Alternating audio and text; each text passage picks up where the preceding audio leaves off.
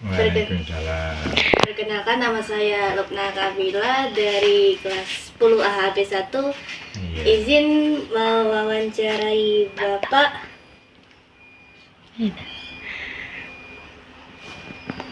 Untuk pertanyaan pertama, sudah berapa lama Bapak tinggal di lingkungan ini? Di lingkungan ini tahun 97 di sini ya. Terus mulai 97 terus pindah ke utara tahun 2000 terus balik sini lagi sampai sekarang. Ya. Untuk pertanyaan kedua, bagaimana struktur organisasi RT di lingkungan ini dan peran tiap anggotanya? Kalau di aturan di ke-RT-an sini ya wajar-wajar aja lah. Untuk strukturnya juga seperti lembaga lainnya, ada sekretaris, bendahara, cuma wakil nggak dipakai. Ada seksi-seksi, banyak seksi lah, kayak pemuda olahraga, seksi sosial, seksi lingkungan hidup, macam-macam seksinya. Jadi RT di sini ini yang menangani bukan RT-nya. RT-nya sih enak ngomong ini, tinggal menterinya yang jalan nih. Kayak surat menyurat nggak di sini, ditekel sekretarisnya, contohnya gitu. Baik, untuk pertanyaan ketiga, bagaimana sistem pemilihan ketua RT di lingkungan ini dan seberapa besar partisipasi warga?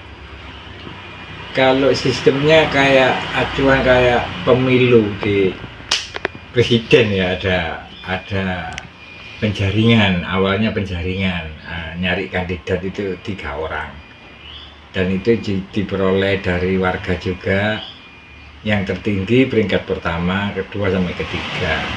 Di situ nanti kita adakan pencoblosan, foto-foto dipajang semua ya kayak pilkada gitu. Ada ini calonnya, ini calon-calonnya, dan di situ juga ada semacam debat ya, semacam misinya calon-calon tersebut. Ya persis pemilu lah, persis kayak gitu. Berarti kayak ada visi misi sendiri? Ada, gitu ya? ada. Cuma kalau kebetulan di lingkungan RT kami ini waktu itu nggak setuju orang-orang. Kalau di lingkungan lainnya, insya Allah ada misinya kayak debat gitu. Jadi persis presiden gitu. Kita acuan dari sana. Untuk pertanyaan yang keempat, apa saja kegiatan sosial yang rutin dilakukan di lingkungan RT? Kalau untuk sosialnya ya, kalau tiap harinya ya kamling. Kamling itu ada gilirannya, tiap warga dikenakan 1 minggu 1 kali. Jamnya jam 11 sampai jam 1 malam. Itu pun di situ keliling, karena apa? Tiap rumah ada jimpitan. Jadi secara tidak langsung harus keliling, ngelilingi lingkungan RT itu, ngambil jimpitan. Untuk jimpitan, untuk sosial juga, untuk dari warga juga untuk warga. Contohnya lampu ini. Lampu ini dulu habis sekitar 20 juta. Satu RT ini.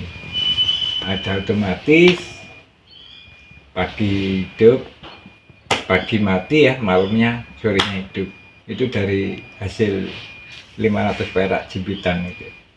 Terkumpul sekitar 2 tahunan bisa terrealisasi untuk penerangan jalan.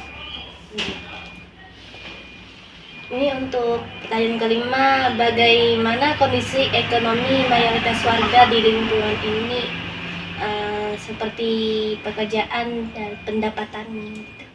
Kalau di warga kami ini kan awal memang ya, penghuni awal di tahun 97 itu, jadi kalau sekarang ya banyak pensiunannya. Lain dengan sekitarnya, apalagi RT baru itu masih produktif ya, masih makin baru, masih produktif. Tapi kalau masalah ekonomi di sini ya Ya pensiunan ya gitu itu wis. Gitu. Standar-standar aja wis.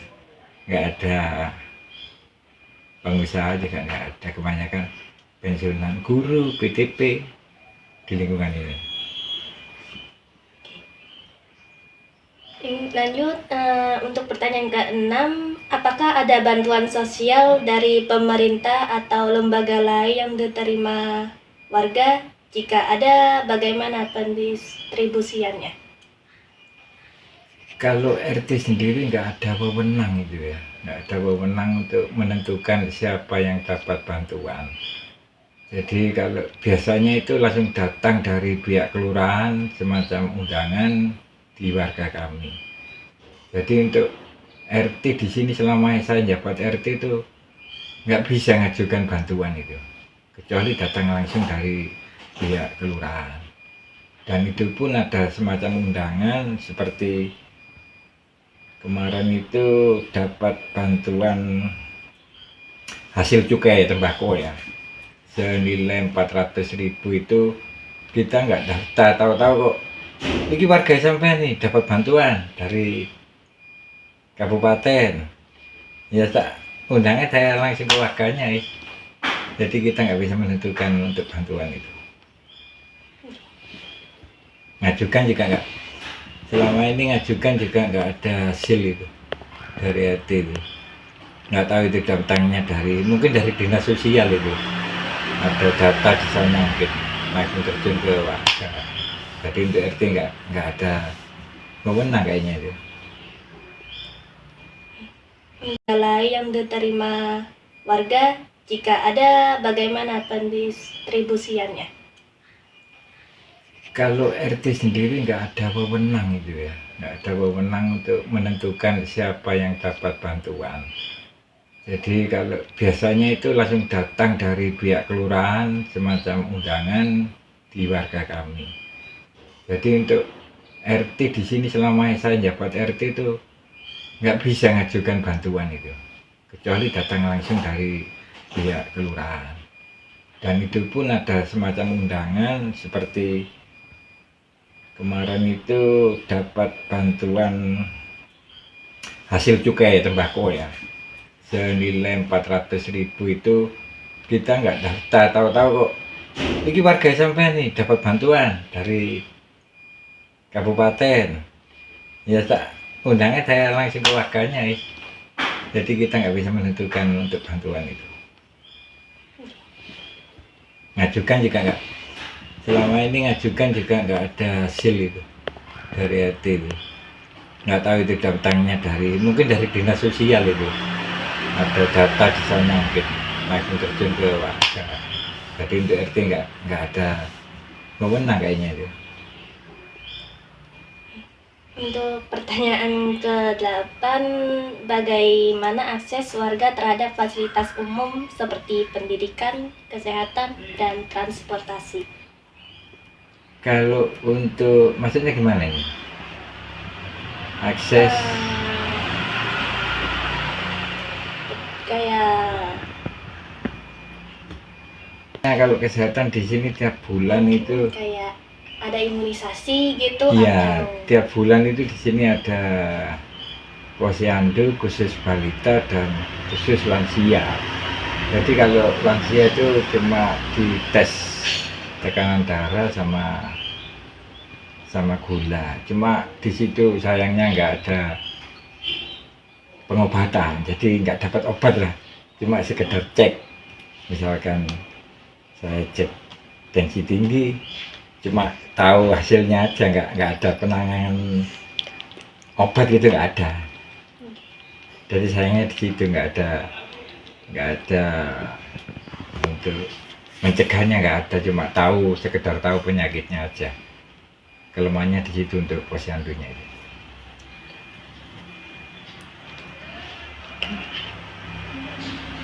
Ini kerja bakti itu biasanya. Kerja bakti, apalagi kalau musim demam berdarah itu ya pasti wis di selokan depan rumah itu bareng-bareng kita bersihkan. Kalau seperti rumput-rumput itu juga gitu, kita bareng-bareng kita kerja baktikan. di depan rumah masing-masing, serentak lah.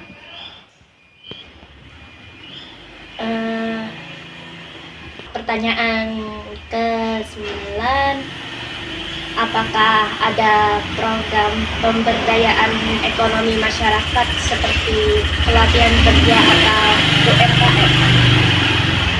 Kebetulan sini belum terlaksana ya.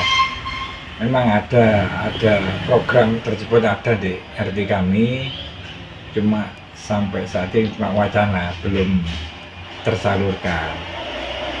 Misalkan untuk adik-adik Karang Taruna itu kapan hari juga ada wacana untuk melatih adik-adik supaya bisa, terutama untuk bisa kenal antara satu dengan satunya, biar bisa kenal. Terus ada pembelajaran keahlian lah. Sampai sekarang masih belum terlaksana program dari kami. Memang ada kedepannya nanti untuk merekrut anak adik-adik Karang Taruna itu. Sama sekalian nanti untuk olahraganya juga demikian.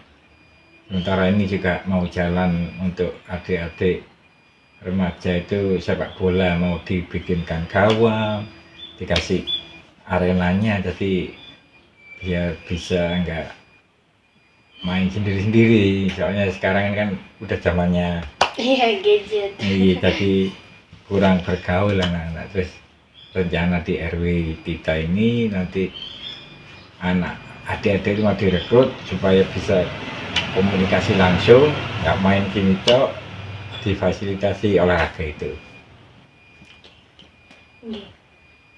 Untuk pertanyaan terakhir, bagaimana peran RT dalam mengatasi masalah sosial ekonomi di lingkungan ini? Kalau menangani sosial sini, ekonomi sini ya kayaknya ya standar saja ya, nggak ada masukan lah, hitungannya nggak ada. Cuma kita di sini nih kalau masalah itu, misalkan ada tetangga yang ada yang warga yang kekurangan, ada kita tiap minggu itu ada semacam bantuan ya dari lingkungan kita, khususnya yang tidak mampu. Tiap minggu dapat santunan itu, kadangnya beras, kadangnya telur, minyak ya, satu paket lah. Iya.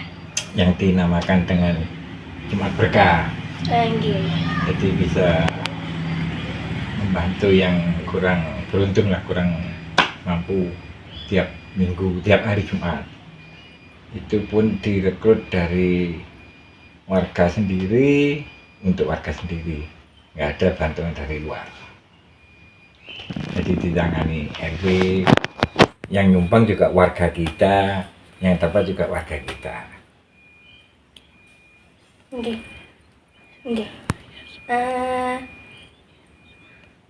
Untuk pertanyaan dan wawancara ini, terima kasih. Sama-sama, Dek.